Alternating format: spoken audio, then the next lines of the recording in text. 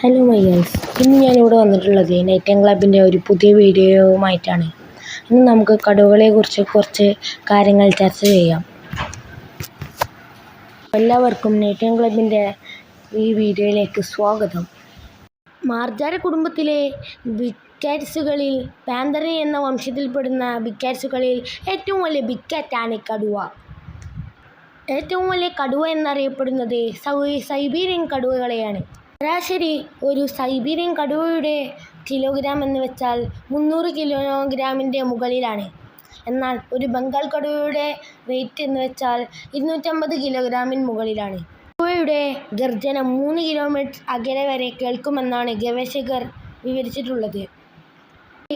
ശരാശരി ഒരു ആൺകടുവയുടെ ടെറിട്ടറി എന്ന് വെച്ച് കഴിഞ്ഞാൽ 300 സ്ക്വയർ കിലോമീറ്ററുകളാണ്.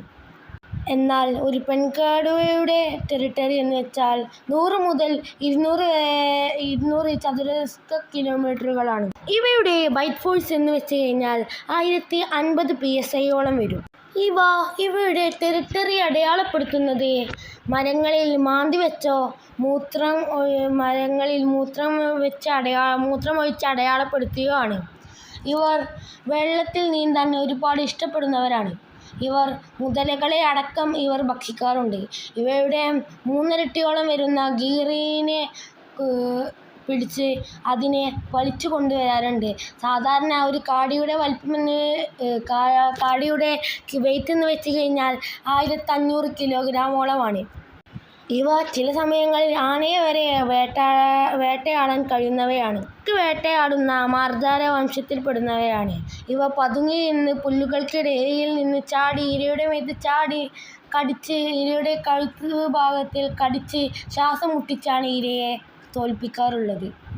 ഇവ ഒരു ദിവസം ഒരൊറ്റ ഭക്ഷണം കഴിക്കലിലൂടെ 35 കിലോഗ്രാമോളം ഭക്ഷണം ഇവ കഴിക്കാറുണ്ട്. നമ്മുടെ ഇന്ത്യയിൽ കാണുന്നവ ബംഗാൾ ടൈഗേഴ്സും റഷ്യയിൽ കാണുന്നവ സൈബീരിയൻ ടൈഗേഴ്സുമാണ്. ടൈഗർക്ക് നിരവധി വംശങ്ങളുണ്ട്.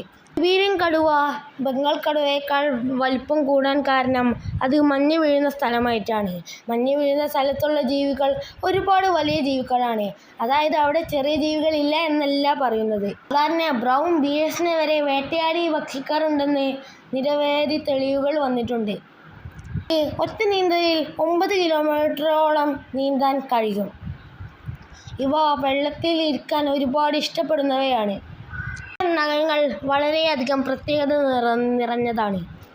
ഇത് മരം കയറാനും ഇരയെ മുറുകെ പിടിക്കാനും ഇവയെ സഹായിക്കുന്നു. പുലിയോളം മരം കയറാൻ കഴിയില്ലെങ്കിലും അതിൻ്റെ വെയ്റ്റ് അനുസരിച്ച് അത്യാവശ്യം മരം കയറാൻ ഇവക്കും കഴിയും. ഇവ ഒറ്റയ്ക്ക് സഹവസിക്കുന്ന ബിഗ് കാറ്റ്സുകളാണ്. ഇവ കൂട്ടമായി കാണാറുള്ളത് ഇണചേരുമ്പോഴോ കുട്ടികളുമായി സംഘർഷിക്കുമ്പോഴോ ആണ്. കടുവകൾക്ക് ആയുസ് വളരെയധികം കുറവായിരിക്കും. കാരണം ഇവ ടെറിട്ടറിക്ക് വേണ്ടി പലപ്പോഴും ഏറ്റുമുട്ടാറുണ്ട്. ടെറിട്ടറി മാർക്ക് ചെയ്യുമ്പോൾ ഇവയുടെ നഖം കാണുമ്പോൾ തന്നെ മറ്റു കടുവകൾ ഇത് മണത്തറിയാൻ ഈ കടുവയുടെ വലിപ്പവും ശൗര്യവുമെല്ലാം മറ്റു കടുവകൾക്ക് ഇത് വെച്ച് മണത്തറിയാൻ കഴിയും. കടുവകൾ സാധാരണ മനുഷ്യരെ വേട്ടയാടാറില്ല. എന്നാൽ ഇവർ നരഭോജിയാവുന്നത് ഇവർ ടെറിട്ടറിക്ക് വേണ്ടി ഏറ്റുമുട്ടുമ്പോൾ പരിക്ക് പറ്റിയോ അതോ ഇവർക്ക് വല്ല ആക്രമണത്തിലോ വേട്ടയാടലിലോ പരിക്ക് പറ്റിയോ ആണ് ഇവ നരഭോജികളാവുന്നത്. പല കടുവകളും മനുഷ്യരെ വേട്ടയാടാറുണ്ട്. അവയ്ക്ക് ഇര പിടിക്കാൻ കഴിയാത്തത് കൊണ്ടാണ്. ഒരു കടുവ മനുഷ്യമാംസത്തിൻ്റെ രുചി അറിഞ്ഞാൽ പിന്നീട് അവർ മനുഷ്യരെയായിരിക്കും വേട്ടയാടുക. ഏറ്റവും എളുപ്പത്തിൽ വേട്ടയാടാൻ കഴിയുന്ന ജീവിയും മനുഷ്യൻ തന്നെയാണ്. അപ്പോൾ ഇന്നത്തെ വീഡിയോ ഇത്ര മാത്രമേ ഉള്ളൂ.